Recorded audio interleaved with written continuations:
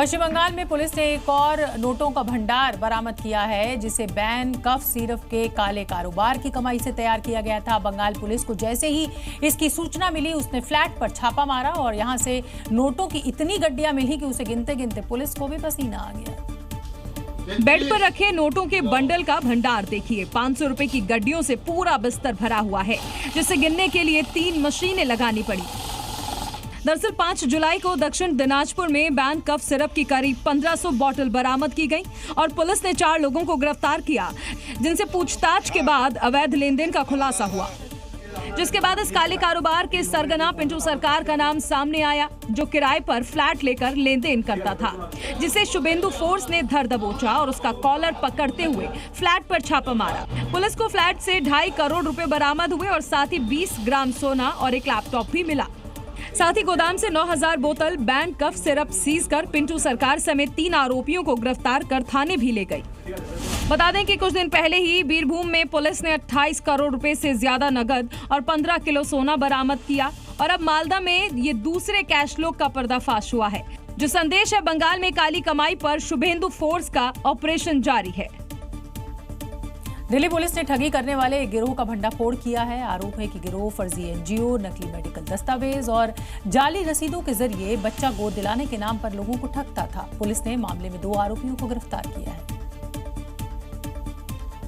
Police की गिरफ्त में बैठे इन आरोपियों ने ही मासूम की मुस्कान का सपना दिखाकर उसे ठगी का हथियार बनाया और फर्जी दस्तावेजों के आधार पर लोगों को कानूनी तरीके से बच्चा गोद दिलाने का दावा करता था। लोगों का भरोसा जीतने के लिए फर्जी एनजीओ की रसीदें, नकली अल्ट्रासाउंड रिपोर्ट और कई मेडिकल डॉक्यूमेंट्स भी भेजे जाते थे। लेकिन मामले का खुलासा तब हुआ जब दिल्ली के बुराड़ी की एक महिला ने नेशनल साइबर क्राइम पोर्टल पर शिकायत दर्ज कराई। महिला का आरोप है कि बच्चा गोद दिलाने के नाम पर उससे करीब 1,37,000 रुपए ले लिए गए। इन लोगों ने कई लोगों को शिकार बनाया है और बरेली से गिरफ्तार हुए। पुलिस को इन आरोपियों के पास से 2 mobile phone, 5 SIM card, 1 passbook, 6 debit card, pan card, 14 अस्पतालों और डॉक्टर्स के स्टाम्प बरामद हुए हैं। इन्हीं दस्तावेजों के जरिए लोगों को यकीन दिलाया जाता था कि बच्चा गोद लेने की पूरी प्रक्रिया असली है। सावन का पवित्र महीना शुरू हो चुका है और सावन में हरियाणा के नूह में होने वाली ब्रजमंडल यात्रा की शुरुआत भी हो चुकी है। हम आपको बता दें कि यात्रा को शांति से पूरा कराने के लिए पूरे जिले में सुरक्षा का वो चक्रव्यूह रचा गया है, जिसे भेद पाना किसी के लिए भी आसान नहीं होगा, क्योंकि 2023 में हुई हिंसा के बाद अब सरकार और प्रशासन मुस्तैद नजर आ रही है।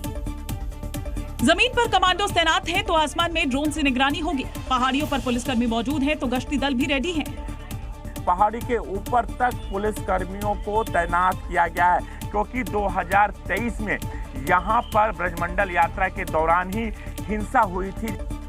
दरअसल अरावली की पहाड़ियों में प्राचीन शिव नल्हड़ मंदिर है, जहां सावन में हजारों की संख्या में भक्त जल चढ़ाने पहुंचते हैं। 90 किलोमीटर की यात्रा नल्हड़ मंदिर से शुरू होकर झिरका जाती है और फिर सिंगार महादेव मंदिर पर समाप्त होती है। यात्रा में दिल्ली एनसीआर से भी लोग आते हैं। प्रशासन की तरफ से हम काफी खुश हैं। जगह जगह पे चेकिंग हो रही है और यानी किसी चीज की परेशानी नहीं, बहुत अच्छा है, बहुत अच्छी, कोई कमी नहीं है, सब अच्छे से है। यात्रा के स्वागत के लिए जगह जगह टेंट्स भी लगाए गए हैं और जिस तरह की सुरक्षा के इंतजाम है, यहाँ परिंदा भी पर नहीं मार पाएगा।